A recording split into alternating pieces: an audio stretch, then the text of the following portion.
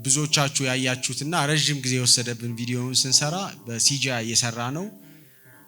በገና ሀገርን ያክላል የሚል ዴፊኒሽን ላይ የደረሰበት እርሷ ትምህርት እየወሰደች እንደሆነ ነገረችኝ። ይህ በገና ይባላል፣ የዳዊት በገና ነው አለችኝ።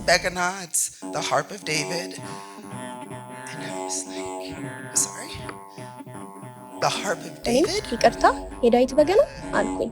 ያ በመጽሐፍ ቅዱስ ውስጥ ያለው በአንድ ወቅት 8 ነው 9 በገና ደርዳሪዎች ቀሩ ተብሎ ተነግሮ ነበር።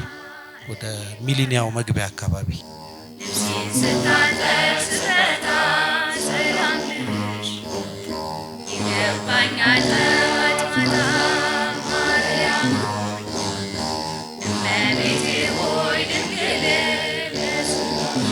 በገና ነው ያገኘሁት። የአራት የአምስት ቴራፒዎች ቅንጅት እና ልጅ በዛ ውስጥ ነው የተረዳችልኝ። እኛ ጋር ታካሚ ያልሆኑ ሰዎች አብረውን የነበሩ ሰዎች እንዴት ነው ቤት ሄደን ልንተኛ የምንችለው እየደወሉ በገና ደርድሩልን እስከ ማለት ደረሱ ማለት ነው።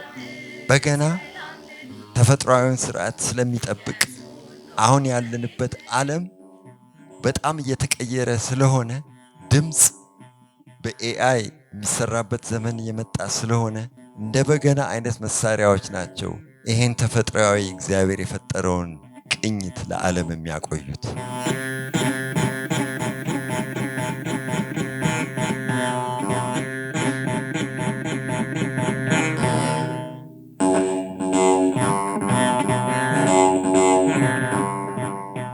ይሄ መርሃ ግብር የተዘጋጀው በኤማን በገና ነው።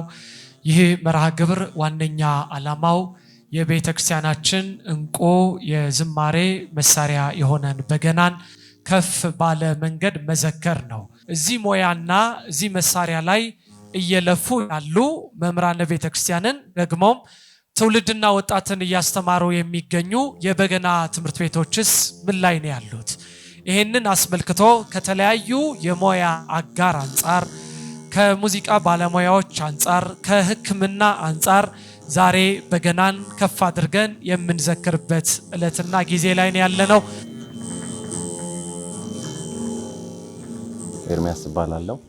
የኤማን የዜማ መሳሪያዎች ማሰልጠኛ ማምረቻ ተቋም መስራች፣ የዝክረ በገና ኢቨንት ደግሞ መርሃ ግብር አዘጋጅ ነኝ። ያው ተቋማችን ብዙ ስራ ይሰራል። የዜማ መሳሪያዎችን ማምረት፣ ትምህርቶችን ማስተማር፣ እንዲሁም በዚህም ሀገር ውጪም የተለያዩ ሱቆች፣ ትምህርት ቤቶች በማድረግ ከተለያዩ ሰንበት ትምህርት ቤቶች ጋር፣ ተቋማት ጋር፣ የጤና ተቋማት ጋር በጋራ በመሆን ብዙ ስራ ይሰራል።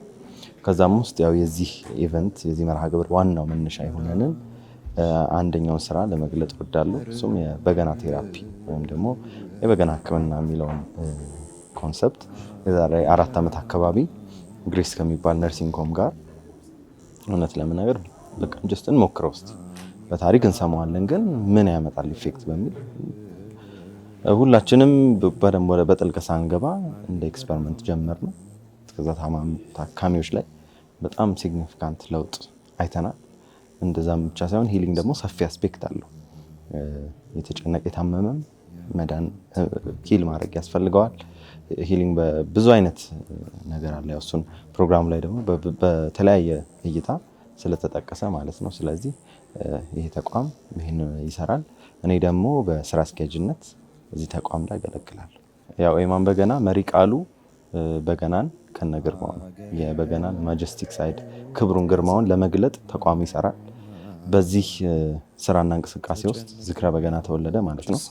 ዝክረ በገና በገናና በገነኞችን የሚዘክር የሚያጎላ ለማህበረሰቡ እውቅና የሚፈጥር መርሃ ግብር ነው። ያንን አስበን ነው ያዘጋጀነው ማለት ነው። የዛሬ 4 ዓመት በብሔራዊ ቲያትር ቆንጆ መርሃ ግብር አዘጋጅተን ነበር። ከዛ በኋላ ሞር ፕራይቬት ኢቨንቶች በጣም የተወሰኑ ቁጥሮችን ብቻ ከአምባሳደሮች ጋር ከተለያዩ ተቋማት ጋር በጋራ በመሆን ስናደርገው ቆይተናል። እንደዚህ ፐብሊክ መርሃ ግብራችን ይሄ ሁለተኛው። በገና ተፈጥሯዊውን ስርዓት ስለሚጠብቅ አሁን ያለንበት ዓለም በጣም እየተቀየረ ስለሆነ ድምጽ በኤአይ የሚሰራበት ዘመን እየመጣ ስለሆነ ቅኝቱ አሁን ያለበት ቦታ የሚቆይ ስለሆነ እንደ በገና አይነት መሳሪያዎች ናቸው ይሄን ተፈጥሯዊ እግዚአብሔር የፈጠረውን ቅኝት ለዓለም የሚያቆዩት።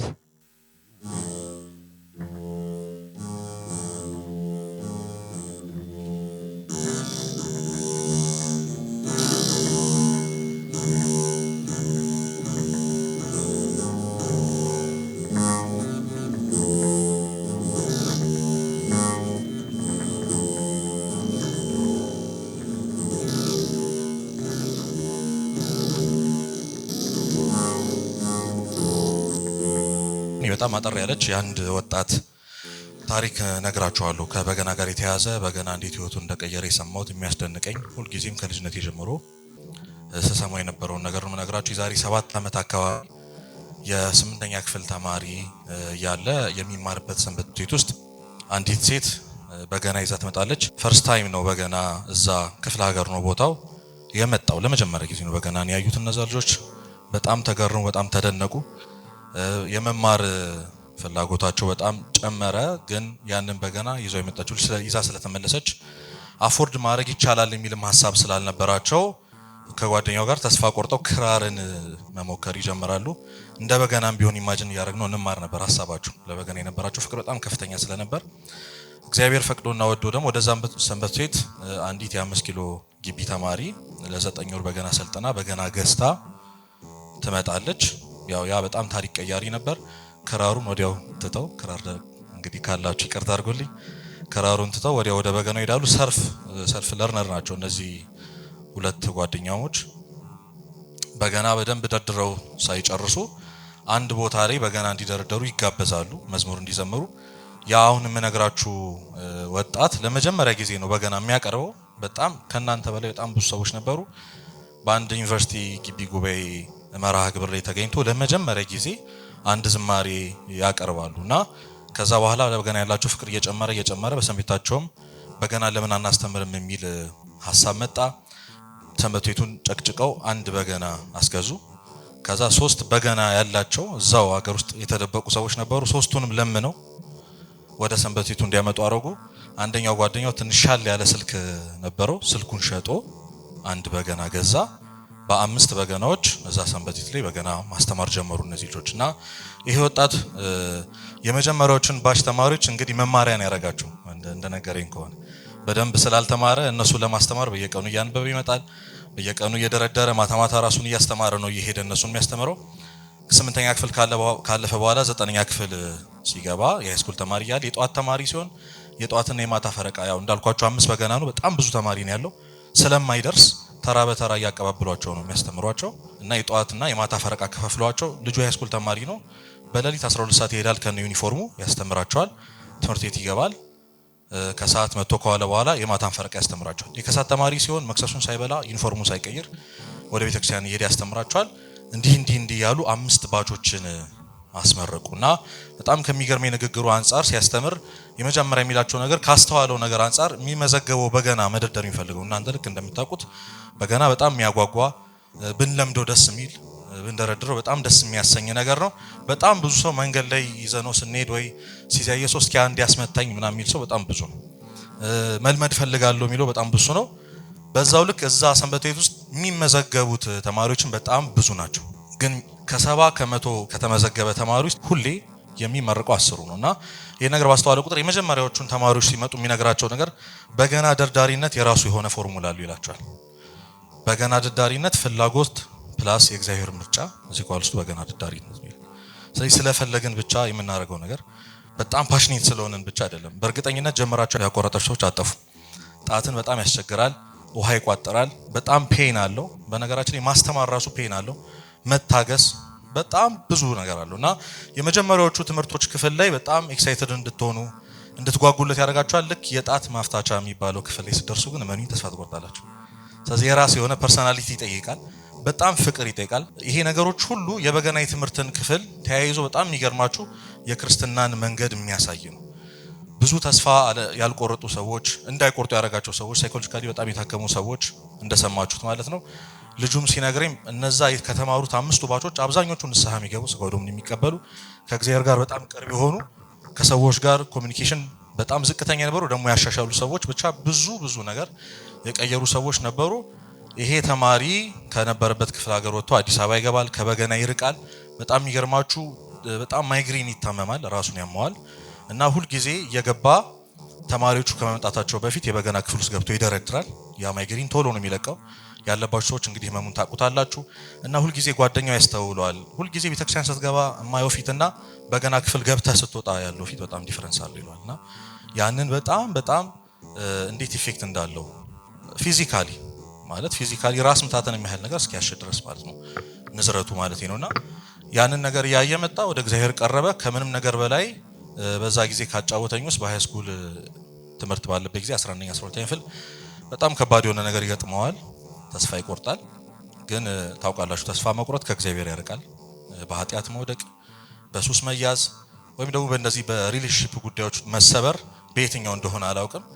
በጣም ተስፋ ቆርጦ በገና ማስተማር ግን ኃላፊነቱ ስለሆነ በገና ለማስተማር ይሄዳል እና ተማሪዎቹን ጣቶቻቸውን እንዲደረድሩ እንዲያፍታቱ የሚያደርገው ጥረት ውስጥ ከምንም ነገር በላይ ከዛም እንግዲህ በገና የሚታያችሁ ከሆነ ከታች እንዚራ የምትባል ክፍል አለችው የበገናውን ንዝረት መቆጣጠሪያ ማለት ነውና ትንሽ ከፍ ካለ ወይ ዝቅ ካለ ንዝረት አይሰማም እና የንዝረቱን ማስተካከያው ይቺ እንዚራ ናት። ትንሽ ቆዳ ትመስላለች። አንድ ሰው በገና እየደረደረ ወይ 4 ቁጥር ወይ 5 ቁጥር አልሰማ ካለችው ወይ ድፍን ያለ ድምጽ ከሆነበት እንዚራውን ነው የሚያስተካክለው ከፍ ዝቅ እያደረገ እና በገና ሙሉውን ስብከት ነው እና ይሄ ልጅ 4 ቁጥር ታስቸግረዋለች። 4 ቁጥር በጣም መንዘር ያለባት በጣም የምትወጠር ቁጥር ናትና በጣም ታስቸግረዋለች።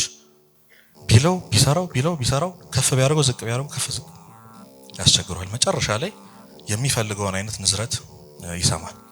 ያን ጊዜ መጀመሪያ የተማረው ትምህርት ትዝ ይለዋል። ምንድነው? በገና ሙሉውን ቃል እግዚአብሔር ነው። ከታች አሁን ያልኳችሁ እንዚራ የተባለችው የኛ የክርስቲያኖች ምሳሌ ነው። ከላይ ያለው ቀንበር የኃያሉ የቅዱስ እግዚአብሔር ምሳሌ ነው። መቃኛዎቹ የጻድቃን ምሳሌ ናቸው። አውታሮቹ 10ሩ የ10ቱ ትእዛዛት ምሳሌ ናቸው። ገበቴው የእመቤታችን ምሳሌ ነው። ከታች ያለው መወጠሪያው የዓለም ምሳሌ ነው እና ሁል ጊዜም በእነዚህ ህግጋት ውስጥ ልክ እንደ ጻድቃን እግዚአብሔርን ለመምሰል ሰላም ለመሆን ጥሩ ክርስቲያን ለመሆን ከጥሩም ክርስቲያን አልፎ ራሱን ለክርስቶስ የካደ ክርስቲያን ለመሆን ሁል ጊዜም በ10ቱ ትእዛዛት የተነሳ ወደ እግዚአብሔር መድረስ እንዳለብን የሚሰብክ መሳሪያ ብቻውን ቃል እግዚአብሔር እና እንዚራ ሁል ጊዜ ንዝረቱን ለማምጣት ከፍ ዝቅ ማለት እንዳለበት እሱም በህይወት ሲያልፍ ከፍታና ዝቅታ እንደሚገጥመው ተስፋ መቁረጥ እንደሌለበት ንዝረቱን የሆነ ቀን በዚህ ከፍታና ዝቅታ ውስጥ እንደሚያገኘው በዚህ በገና ተነክቶ ተምሮ ህይወቱን ይቀጥላል። አዛታይም በጣም ራሱን የማጥፋት ጨለማ ውስጥ ዲፕረስድ የመሆን በጣም ብዙ ነገር አሳልፏል። ይቺ የእንዚራ ኮንሰፕት ብቻ ህይወቱን ተተርፍለታለች። ወደ አዲስ አበባ ይመጣል፣ ስራ ይሰራል። አሁን 7 ዓመት አልፎታል ይህንን ነገር ካሳለፈ። 5 ባች አስመርቋል። ብዙ ተማሪዎች ጋር ተግባብቷል። አሁን ሁል ጊዜም እግዚአብሔርን ማግኘት፣ ክርስቶስን መናፈቅ፣ መጸለይ፣ ትክክለኛው ጸሎት መንበረ ጸሎት የሚደርስ ጥልቅ የሆነ ጸሎትን ማድረግ ሲፈልግ በገናን ይደረድራል እና ይሄ ወንድማችን አሁን በመካከላችን ይገኛል። ማይኩን ይዞ ቆሞ የሚያወራላችሁ ዲያቆን ዩኤል ይባላል።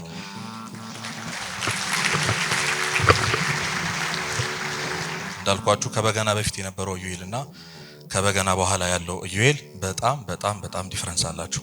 በጣም ከወንድሜ ከመምህር ኤርሚያስ ጋር ያስተዋወቀን ያግባባንም ይሄ የበገና ፍቅር ነው። በጣም ብዙ ጊዜ ሲጨንቀኝም ሲከፋኝም ኤርሚያስ ጋር ሄጄ የቢሮውን ቆልፎብኝ እንግዲህ የሚያሰማኝ የበገና ድርደራ አለ ለኔ ብቻ የተፈቀደ እስካሁን ድረስ ሌላ ሰው ሲሰማው አላየው።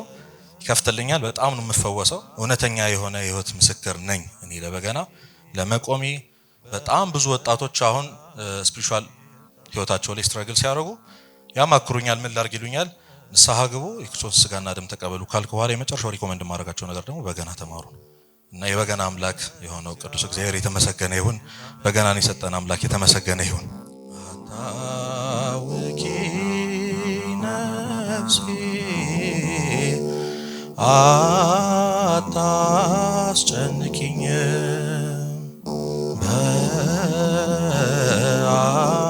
በዓለም መድኃኒት በእግዚአብሔር ታመኚ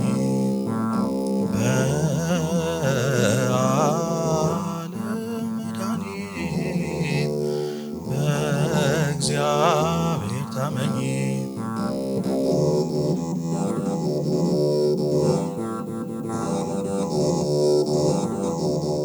ይሄ በገና ነዋየ ዜማነቱ ከኦሪት ዘፍጥረት ምዕራፍ 4 ጀምረን እያነበብነው በቅዱሳት መጻሕፍት ውስጥ የምናገኘው በጣም በተደጋጋሚ የተገለጸ ከዘፍጥረት እስከ ራእየ ዮሐንስ መጨረሻ ድረስ ያለ ነዋየ ዜማ ነው። የመጨረሻውም መጽሐፍ ላይ አለ፣ የመጀመሪያውም የመጽሐፉ ክፍል ላይ አለ።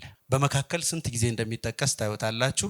እንደዚህ የዜማ መሳሪያ ለመስዋዕት ለአገልግሎት የተመቸ የዜማ መሳሪያ ብዙ ጊዜ ደጋግሞ አልጠቀሰም መጽሐፍ ቅዱስ ቢባል እውነት ነው። መጽሐፈ ሳሙኤል ላይ የተጠቀሰው የሳኦል መንፈስ ሁከት ሲያጋጥመው ዳዊት ይሄን በገና በሚጫወትበት ጊዜ ይፈጠር የነበረው የመንፈስ መረጋጋት የዛሬ ርዕሳችን የሚሆን ይመስለኛል።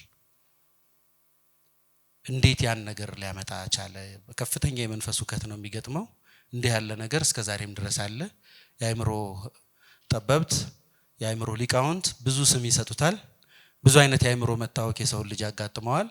አንዱ የሚድንበት መንገድ ግን ኪኒን በመስጠት መርፌ በመውጋት ሰርጀሪ በማድረግ ሳይሆን እንዲህ አይነት ከመንፈስ ጋር ያለን መልካም ነገር በመጫወት በማንዘር በማዜም የሚድን የፈውስ ተግባር አለው ነው ሊለን የሞከረው። ስሙን አልጻፈውም እንጂ የኋላ ኋላ ቆይተን ብናየው ሚውዚክ ቴራፒ ሊለን ፈልጎ ሊሆን ይችላል። ለኔ ሚውዚክ ቴራፒ ብንለው እንችላለን። በሰው አእምሮ ውስጥ የሁከት ስሜት የሚፈጥሩ ነገሮችን የክሊኒካል ቴራፒ ሰዎች አንድ ሆርሞን አለ የሚመነጭ ሆርሞን ያ በአእምሮ ውስጥ ያለውን የቶክሲክ መጠን በመጨመር የጭንቀት ስሜት ይፈጥራል ይላሉ። ይሄን ሆርሞን የሚያረጋጋው ቴራፕቲክ ኢፌክት ያላቸው የአርት የስነ ጥበብ ወይም ደግሞ የዜማ አይነት ድህነት የሚሰጡ ነገሮች ደግሞ ሌላኛውን ተቃራኒውን ሆርሞን እንዲመነጭ ያደርጉና አእምሮ እንዲረጋጋ ያደርጋሉ ይላሉ። ይሄን በማድረግ ሎው ፍሪኩዌንሲ ወይም ዝቅ ያለ ፍሪኩዌንሲ ያላቸው መሳሪያዎች የበለጠ ውጤታማ ናቸው ደግሞ ይላሉ። ሎው ፍሪኩዌንሲ ካላቸው መሳሪያዎች መካከል አንዱ በገና ነው። እንደውም በሎው ፍሪኩዌንሲ ሬንጅ ብንለካው ከብዙ ወፍራም ድምጽ ከሚያወጡ መሳሪያዎች በጣም የላቀ ጥልቀት ያለው ድምጽ ያወጣል በገና። ይሄንን ለክተው አይተውታል። የተለያዩ ፕሮፌሰር ስቴፈኒን የመሰሉ እዚህ ለፒኤችዲ ጥናት መጥተው የነበሩ አጥኚዎች በሰፊው የተመራመሩት ነው። ዛሬ ያላየኋቸውም እንጂ ፕሮፌሰር ብርሃኑ ግዛው በተለይ በዚህ ጉዳይ ላይ በጣም ጥልቀት ያለው ጥናት አጥንተዋል። እንደውም በበገናው የመጀመሪያው ስትሪንግ እና በሁለተኛው ስትሪንግ መካከል ያሉ ማይክሮቶን የምንላቸው ስትሪንጎችን ጭምር በመፍጠር ወደ 47 አድርሰውታል። የስትሪንግ አይነቱን አዲስ በፈጠሩት የእሳቸው ሃርፕ ባሉት ወይም ደግሞ በገና ባሉት መሳሪያ ላይ ወደዛ ሁሉ ሎው ፍሪኩዌንሲዎቹን በእያንዳንዱ ጥልቀት ውስጥ ያሉትን ርቀቶች ለማውጣት ሙከራ አድርገዋል። ምርምር መደረጉ በጣም እኔ የማደንቀው ነገር ነው። ይሄ ነው በዚህ ፍሪኩዌንሲ ውስጥ ያለውን ርግብግቦሽ ሎው ፍሪኩዌንሲ ውስጥ ያሉትን በጣም ረቂቅ የሆኑ ድምጾች ፈልገን የመጨረሻው ደረጃ ላይ ስንደርስ ለድህነት፣ ለፈውስ፣ ለሚውዚክ ቴራፒ መጠቀም እንችላለን የሚል ነው ኦብጀክቲቭ ያ ጥናት የተጠናበት። በእርግጠኝነት እሱን ስራዬ ብለን ከተመራመር ነው አሁን በተለይ እንደነ መምህር ኤርሚያስ አይነት በገና ላይ ትልቅ ጥልቀት ያለው ምርምር እየሰሩ ያሉ ልጆች አብረው ይህን ጉዳይ ወደ ሜንስትሪም ያመጡታል ብዬ አስባለሁ። ከነ መጋቤ ስብሐት ዓለም ዋጋ ይሄን በገና እንደዚህ ባለ ቅርጽና መልክ አገኘ ነው። እነሱ ደግሞ ከነ ደምሴ በገና በዛ አይነት ቅርጽ አግኝተው ለኛ አስረከቡ፣ ጨምረዋል። እነሱ በተለይ በሬኮርዲንግ በኩል ብዙ ስራ ሰርተውበት ነው ወደኛ ያደረሱት። እኛ ደግሞ ይሄንን ወደሚቀጥለው ትውልድ ስናሸጋግር እንዳለ ትውፊቱን የማስረከብ ነገር እንዳለ ሆኖ ነገር ግን ደግሞ የኛ ቫልዩ ሊጨመርበት ይገባል። በአንድ ወቅት 8 ነው 9 በገና ደርዳሪዎች ቀሩ ተብሎ ተነግሮ ነበር። ወደ ሚሊኒያው መግቢያ አካባቢ ሶሳይቲ ኦፍ ኢትዮጵያን ስተዲስ አንድ መድረክ ያዘጋጅ ነበር። እዛ መድረክ ላይ እንደዚህ ነበር የቀረበው። ከዛ በድንጋጤ ብዙ ሰዎች ተረባረቡ። በተለይ እንደ ፕሮፌሰር ብርሃኑ ግዛው ያሉት መምህር ሲሳይ ሌሎቹም ተረባርበው በርከት ያሉ ትምህርት ቤቶች እንዲፈጠሩ አደረጉ። ያ እንቅስቃሴ ዛሬ በገናን በሲምፎኒ ቅርጽ ቁጭ ብሎ እንድናየው ሁሉ አደረገን። ምናልባት ይሄንኑ መልክ ብንፈልገው በዳዊት ዘመን ሳናገኘው አንቀርም ብዬ አስባለሁ። መጽሐፍ ቅዱስ ላይ በዚህ ልክ ቁጥር አይቻለሁ ተጽፎ እስከ 500 ቁጥር ተጽፎ ስላየው። ስለዚህ ይሄ ትልቅ መነሳሳት ነው። በ18 ዓመታት ውስጥ የታየ እድገት ነው፣ ለውጥ ነው።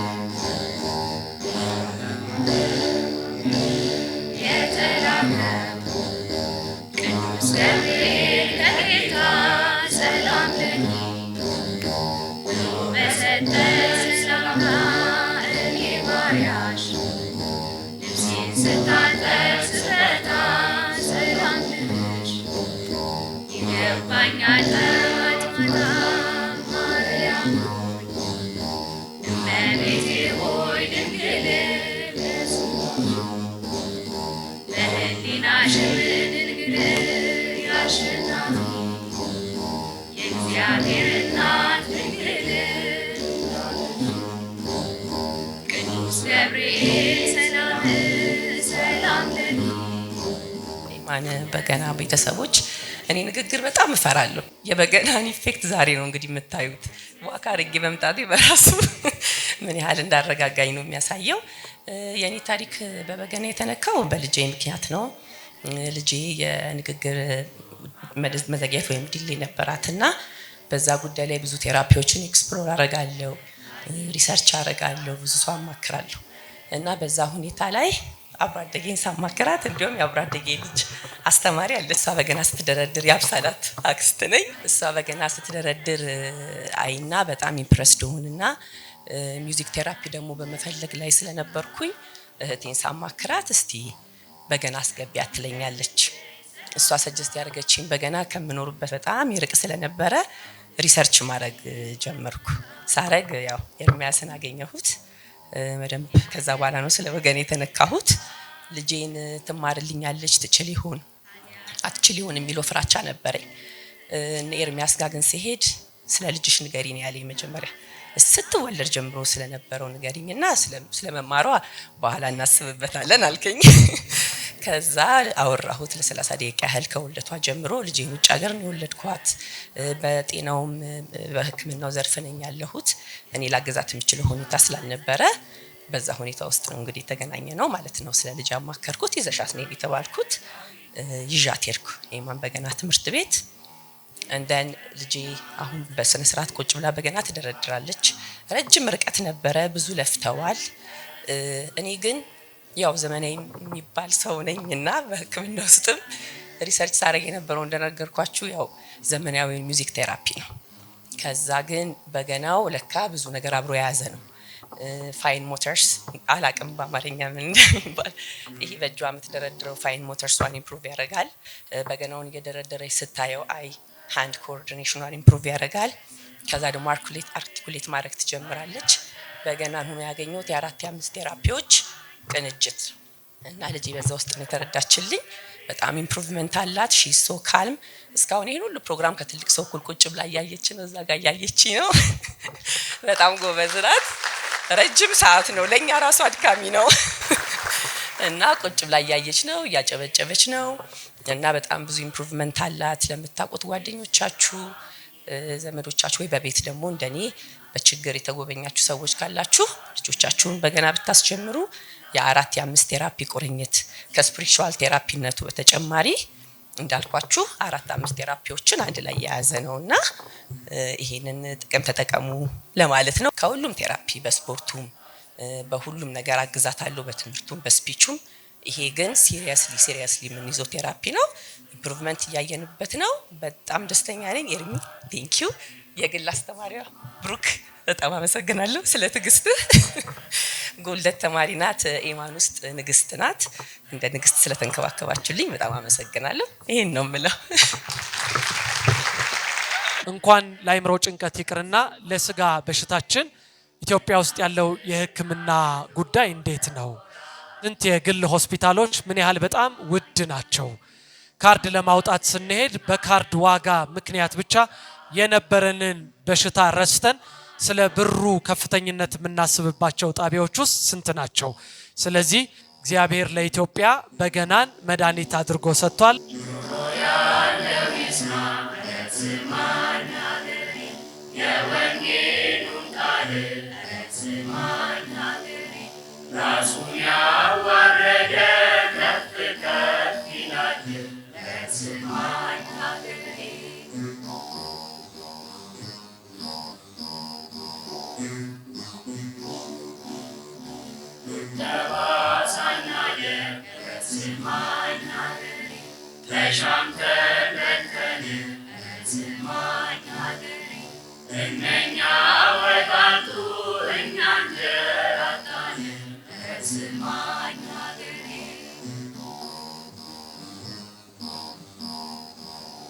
እሺ እኔ የመጣሁት እንደተገለጸው ኒውማ ኢትዮጵያ የበጎ አድራጎት ድርጅት ከሚባል የሱስ ማገገሚያ ማዕከል ነው ማለት ነው።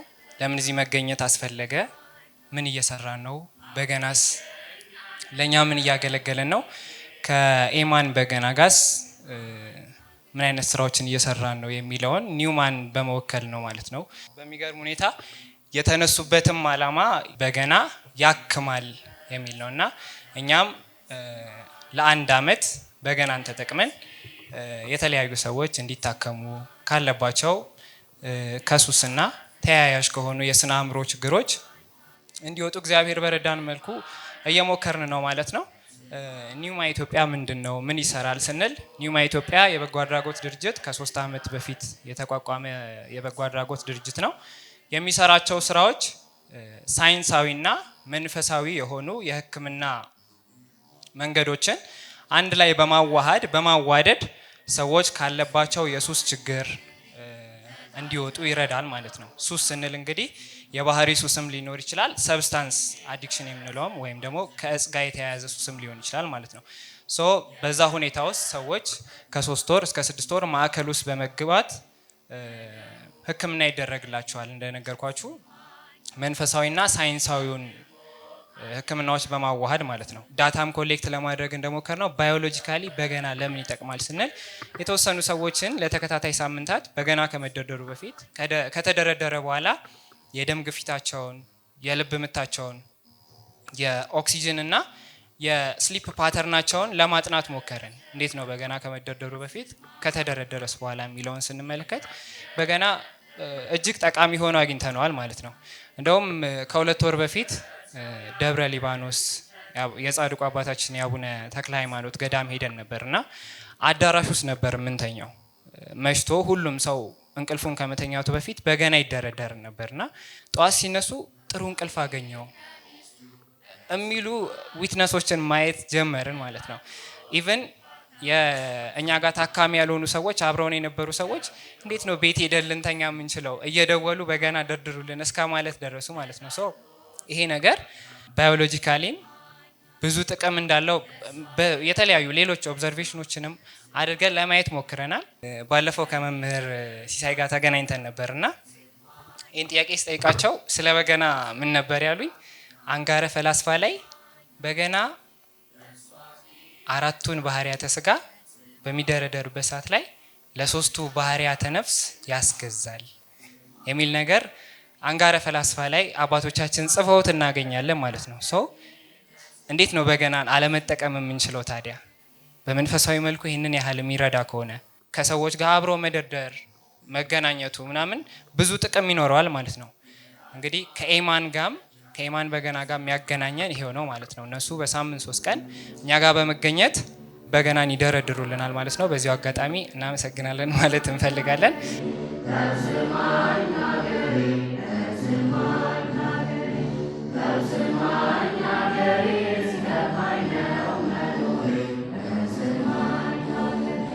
ከሃይማኖት አንጻር እንዳለ ሆኖ ይሄኛው ደግሞ ከሳይንስ ከድምፅ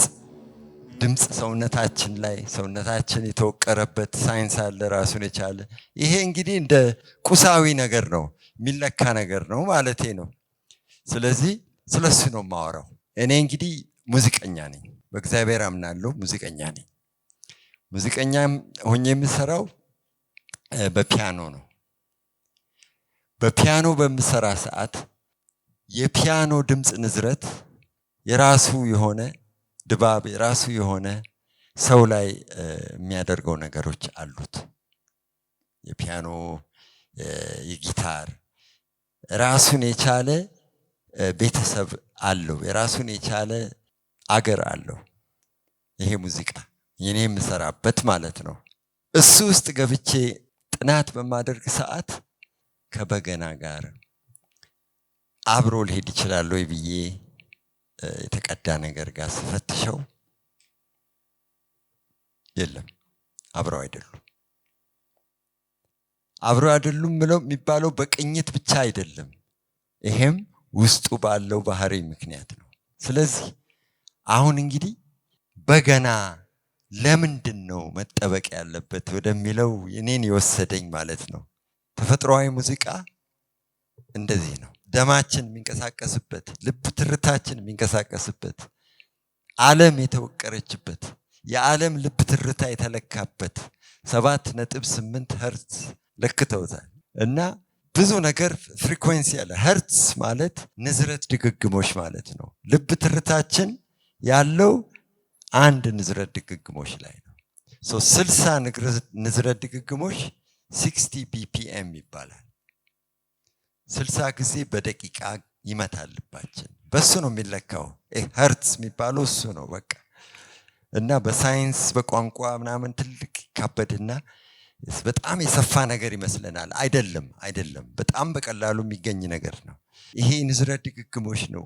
በተለቀ ቁጥር በበዛ ቁጥር አሁን ለምሳሌ በገና ያለበት ቦታ 40 50 60 70 ሄርትዝ እነዚህ ቦታዎች ላይ ነው ያለው። በጣም ቤዝ ነው፣ የቤዝ ሄርትዝ ነው። በገና ተፈጥሯዊውን ስርዓት ስለሚጠብቅ አሁን ያለንበት ዓለም በጣም እየተቀየረ ስለሆነ ድምፅ በኤአይ የሚሰራበት ዘመን እየመጣ ስለሆነ ቅኝቱ አሁን ያለበት ቦታ የሚቆይ ስለሆነ እንደ በገና አይነት መሳሪያዎች ናቸው ይሄን ተፈጥሯዊ እግዚአብሔር የፈጠረውን ቅኝት ለዓለም የሚያቆዩት።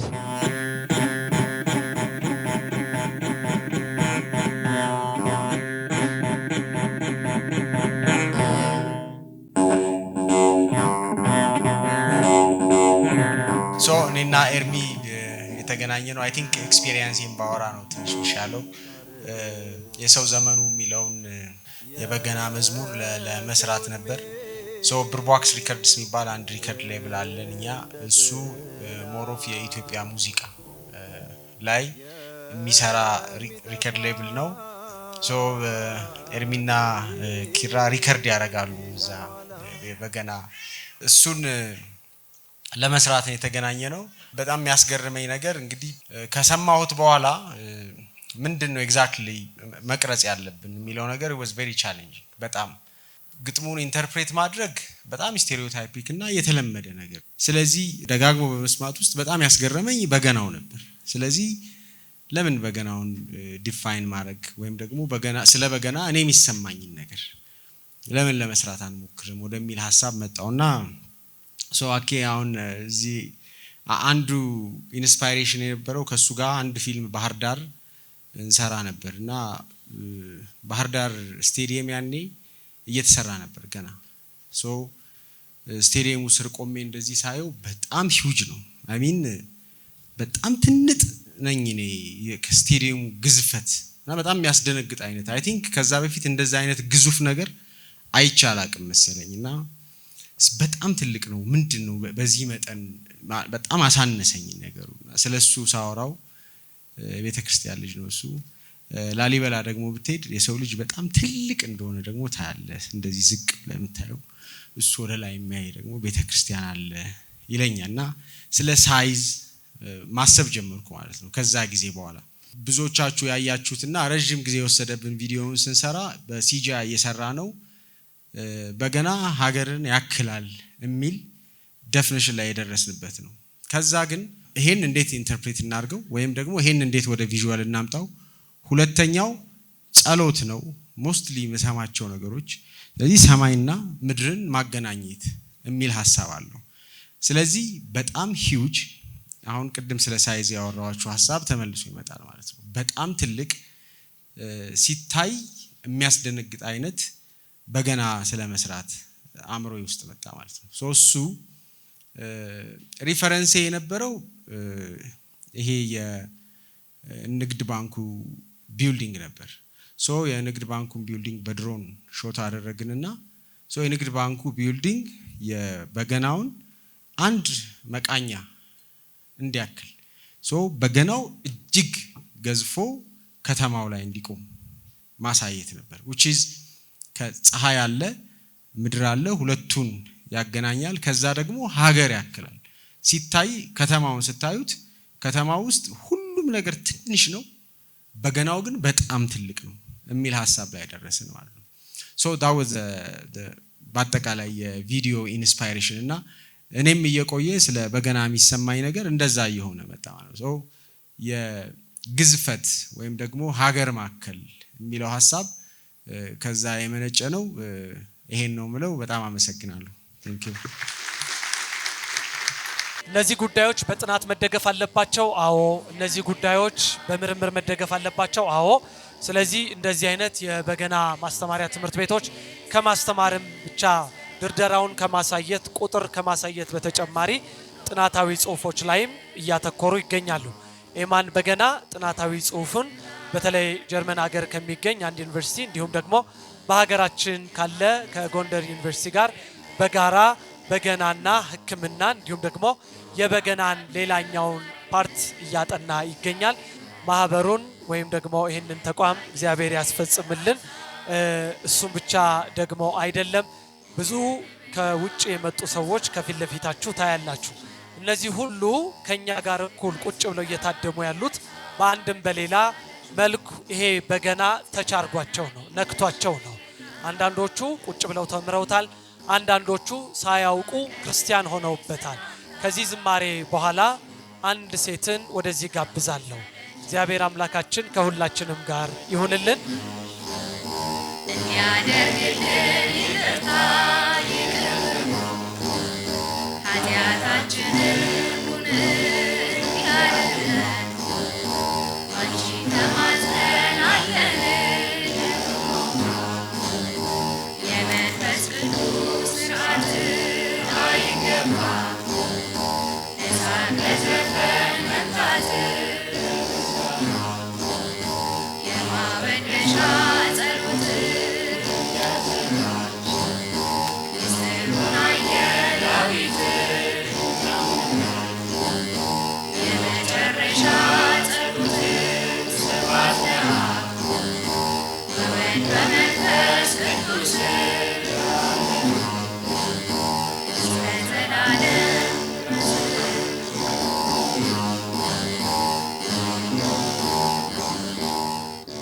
I began my journey, which did not take me directly to Ethiopia.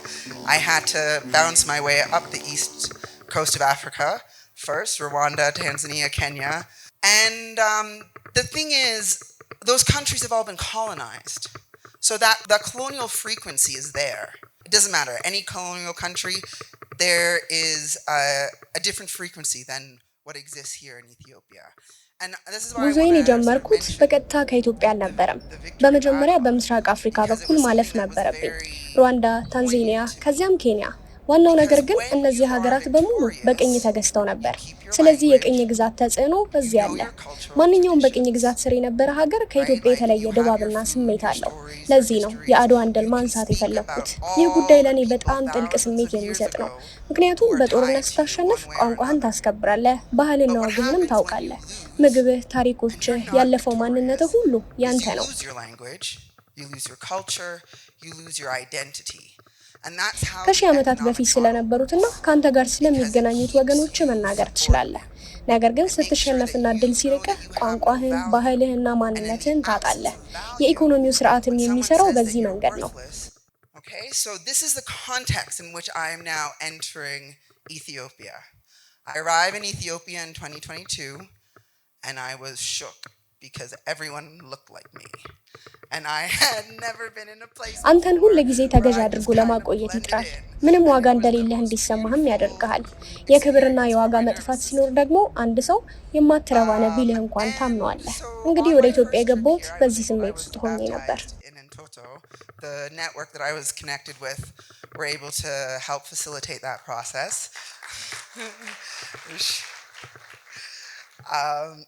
And then of course I went back to the Bahamas and did everything I could to come back. And ከዚያም ወደ ባሃማስ ተመልሼ ለመምጣት የሚቻለኝን ሁሉ አደረኩ። በሶስተኛው ጉዞዬ መሰለኝ ጓደኛዬ ሄራን ቤት ሄድኩኝ። አራማስ ለትምህርት መጥቶ ነበር። ጓደኛዬ ሄራን ቤት ነበርኩ። አራማስ ለትምህርት መጣ ነበር። እኔ ግን ገና አዲስ ነበርኩኝ። ምንም የማውቀው ነገር አልነበረም። ስለ ኢትዮጵያ አንዳችም ነገር አላውቅም ነበር። እሷ ትምህርት እየወሰደች እንደሆነ ነገረችኝ። ይህ በገና ይባላል፣ የዳዊት በገና ነው አለችኝ። She says this is the begana, it's the harp of David. And I was like, I'm sorry? The harp of David? እኔም ይቅርታ የዳዊት በገና አልኩኝ። ያ በመጽሐፍ ቅዱስ ውስጥ ያለው እባካችሁ ተረዱኝ። እኔ ያደግኩት ክርስቲያን ሀገር ነው። ባሃማስ ውስጥ ነው ያደግኩት። ስለዚህ ታሪኮቹን ሁሉ አውቃቸዋለሁ። እርግጥ ነው እዚያ ያለው የተለየና ጥንታዊ ክርስትና ነው። ነገር ግን ታሪኮቹ በውስጤ ብዙም አይሰርጹም ነበር። ልክ እንደ ተረት ወይም ልብ ወለድ ታሪክ ነበሩ። ከዚህ የታሪክ መጽሐፍ ውስጥ ያለን መሳሪያ በአካል ስመለከት ቆይ አልኩኝ። ይህ እንግዲህ ለኔ መጀመሪያ ጥሪ ነበር። በዚያኑ ዕለት በገና ገዛለሁ፣ እማራለሁ አልኩኝ። ከዚያ ጊዜ ጀምሮ በጉዞ ላይ ነኝ። The initial, I would say, invitation for me to that day I was like, okay, I'm going to get a begana, we're going to learn, we're going to begin this process. And it's been a journey since then. So we're about 3.5 years maybe into our begana journey. አሁን በገና መማር ከጀመርኩኝ 3 ዓመት ተኩል ሆኖኛል። በገና በእውነት እጅግ ኃይለኛ መሳሪያ ነው። የተሰጠኝ ጊዜ እያለቀ ስለሆነ ለማጠቃለል ልሞክር። ግን መናገር የምፈልገው ነገር ወደ ኢትዮጵያ የመጣሁት በጣም የተቆጣው ሰው ሆኜ ነበር። ውስጤ በንዴት ተሞልቶ ነበር። እዚህ የሚያውቁኝ ሰዎች ያኔ የነበርኩትን ማንነት አያውቁትም። With rage, like most of you who know me here, you wouldn't recognize like the inner being that I was. እዚህ የሚያውቁኝ ሰዎች ያኔ የነበርኩበትን ማንነት አያውቁም። ለዚህ ለውጥ ትልቁ ምስጋና የምሰጠው ከበገና ጋር ላለኝ ቁርኝትና ስቃይን ወደ ሰላም ለመቀየር በመቻሌ ነው። ምክንያቱም ንዴት ማለት ያልታየና ያልታከመ ስቃይ ነው። ያልተሰማና በውስጣችን ያልቀለጠ ስቃይ ማለት ነው። Pain that hasn't been seen, that hasn't been felt, that hasn't been processed. And so because we don't have tools to process that pain, it's going to come out one way or another. And so for most of our societies, that's where we see ይህን ስቃይ የምናክምበት መሳሪያ ሲጠፋን በሆነ መንገድ መውጣቱ አይቀሬ ነው። በአብዛኛው ማህበረሰባችን ውስጥ የምናየው ንዴትና ጥቃት ከዚሁ የሚመነጭ ነው። ስለዚህ በገና እጅግ አስደናቂ መሳሪያ መሆኑ ታየኝ። that helped me to አማርኛ እንድማር ብቻ ሳይሆን ይረዳኝ፣ ስለ ኦርቶዶክስ ተዋሕዶ ቤተክርስቲያንም እንዳውቅ አድርጎኛል። አማርኛ አሁንም ገና ብዙ ይቀረዋል። ነገር ግን በገና በድምጽ አማካኝነት እንድገናኝ አድርጎኛል። ለሁሉም ሰው ተደራሽ ነው። ይህ ደግሞ በጣም ትልቅ ኃይል አለው። which I think is very powerful.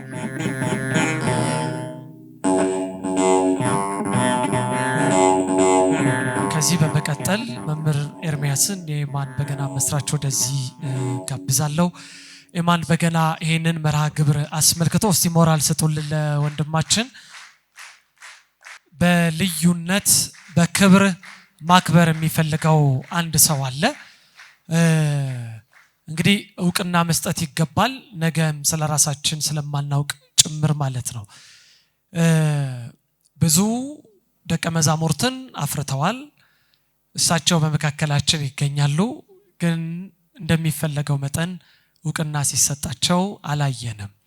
በእርግጥ በገና የሚደረድር ሰው እውቅናውን ከማን ነው የሚያገኘው? ከእግዚአብሔር ነው። በስውር እጆቹ ህይወቱ ይባረክለታል። አምላኩ እግዚአብሔር ሁሉ ጊዜ ከእርሱ ጋር ይኖራል። ዓለም በተናወጠ ቁጥር እሱ ግን ሁሉ ስቴብል ነው። በገና የሚደረድር ሰው እግዚአብሔር ከሱ ጋር ስላለ እኚህን ሁሉ ደቀ መዛሙርት አፍርተዋል። መምህር ሲሳይን በልዩነት ሊያከብር ይፈልጋል ኤማን በገና። እሳቸውን ወደዚህ ጋብዛለሁ። ምክንያቱም ደግሞ ዘርዘር ያለውን ነገር ወንድማችን ይነግረናል።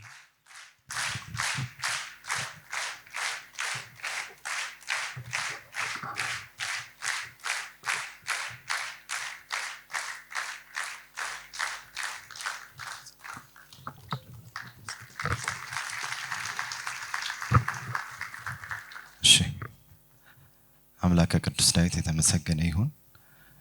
በመጀመሪያ ክቡር ታዳሚዎቻችን ደክማችሁ ስለተገኛችሁ በመጀመሪያ ውድ ታዳሚዎቻችንን ማመስገን ፈልጋለሁ። ከዛ ባለፈ ለሀገር ብዙ ውለታ የከፈለ ሰው ነው። አብዲ ካለ ይሄንን አሁን የምንሰጠውን ስጦታ እንድናገኝ ምክንያት ስለሆነ በጣም ስለደከመ እሱን ማመስገን ፈልጋለሁ።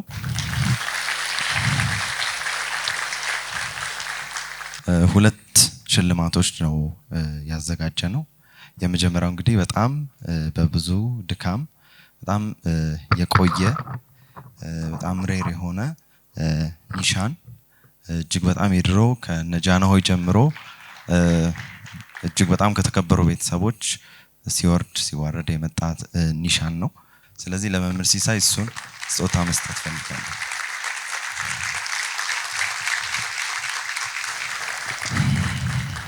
ሁለተኛው ደግሞ ያው ከልጆቻቸው ጠይቀን የሚወዱትን ቅዱስ አባት በስጦታ መልክ ሰጥተናል።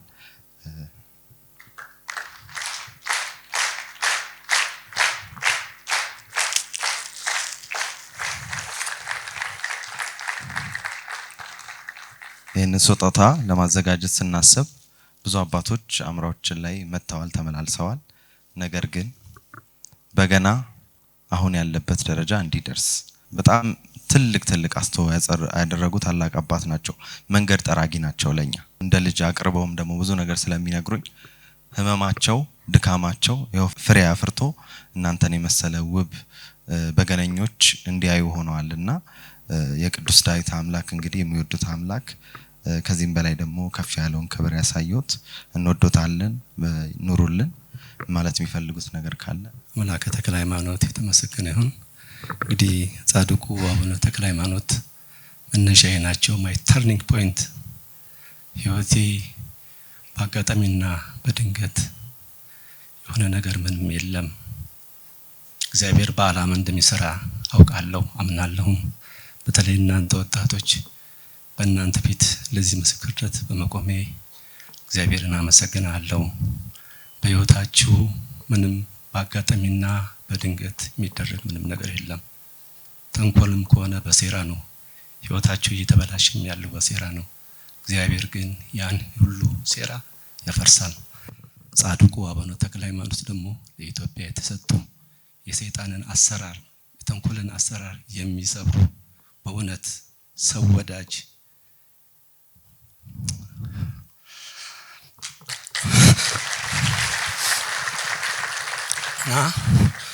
መላከ ተክለ ሃይማኖት የምትመሰገነ ይሁን። እግዚአብሔር ባይረዳን ቅዱሳን ባይጠብቁን እኛ በእናንተ ፊት እንቆም ሰዎች አልነበርንም። አሁንም ኢትዮጵያ የቆመችው በቅዱሳን ነው። በፍጹም እንዳትፈሩ። ስለ ኢትዮጵያ ስለ ቤተክርስቲያን ስለሚወራው ነገር በፍጹም እንዳትፈሩ። እግዚአብሔር እንኳን ለኢትዮጵያ ለኔ ያስባል። እግዚአብሔር እንኳን ለቤተክርስቲያን ለኔ ያስባል። እግዚአብሔር እንኳን በስሙ ለተጠሩት ለኔ ለኃጢአተኛው አስባልና ከበገና ጋር በአጋጣሚና በድንገት አልተገናኘሁም። በዓላማ ነው። ህይወቴ ከተሰራ በኋላ ነው በገና የተሰጠኝ። ምናልባት የበገና መማሪያ መጽሐፌ የመጀመሪያው ገጽ ላይ ምስጋና የሚለውን ጊዜ እንዳልወስድባችሁ እሱን አንብቡ። እኔ ውለታ የተከፈለልኝ ሰው ነኝ። ዛሬ ለኔ ምንም እልልታ ለኔ ጭብጨባ አያስፈልግም። በተደረገልኝ ሁሉ ነገር ዓለም ሁሉ በገና ይዞ ቢዘምር ለኔ የተደረገውን ነገር መክፈል አይችልም። ዝም ያልኩት እግዚአብሔር ስለሚናገር ነው። ዳቆን ኢዩኤል ቅድሙ በገና ይደረደር ህይወቴን የተናገረው እሱ። ብዙ ያልተነገሩ የበገና ታሪኮች አሉ። ነገም ደግሞ የበገና ጉዳይ ይገለጣል። የኢትዮጵያ ጉዳይ ለምን ቅዱስ ዳዊት እንደ ያለው ክብሬ ይነሳ በገናና መሰንቆ የሚነሱ ዓለም ያለው አሁን በገና እየተነሳ አይደለም። አስራረ ቤተክርስቲያን አስታክስልን። የኢትዮጵያን ጥፋት የህዝቦቿን መከራ ያርቅልን። እግዚአብሔር ያክብርልን። አገሬ ምጥ ያዛት ተጨነቀች የህዝብ ሁሉ ሐኪም በገና ተነሳ ያንተን ስራ ያንተን ግብር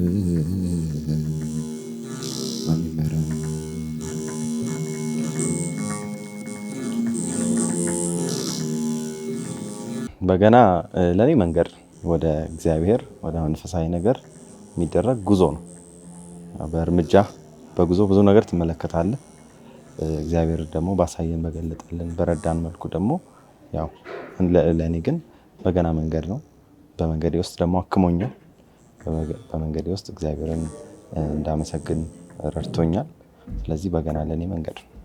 ትምህርት ቤታችን ኤማን በገና ተቋሙ እንደ አቋም እንዳልኩ የበገናን ክብር ግርማ እንዲሁም ደግሞ ተደራሽነት በሰፊው ይሰራል።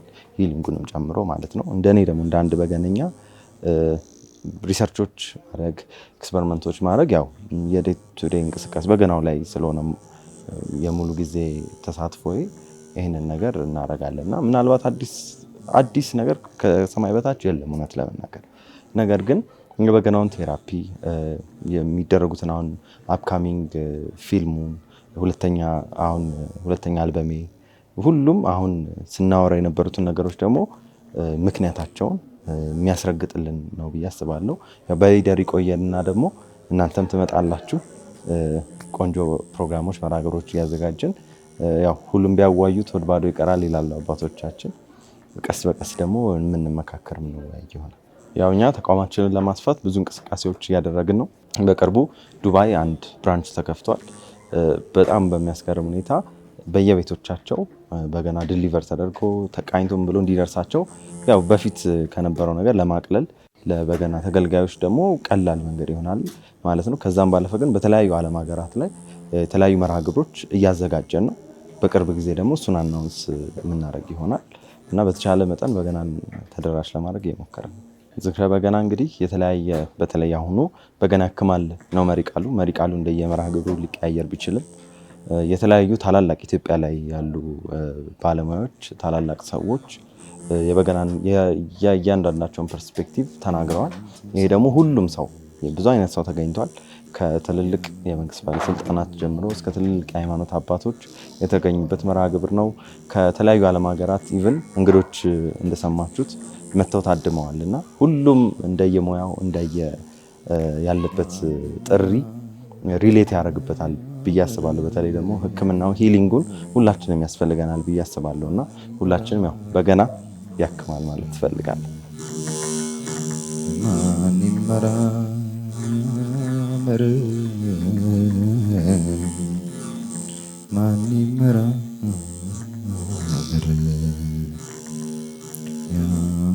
ስራ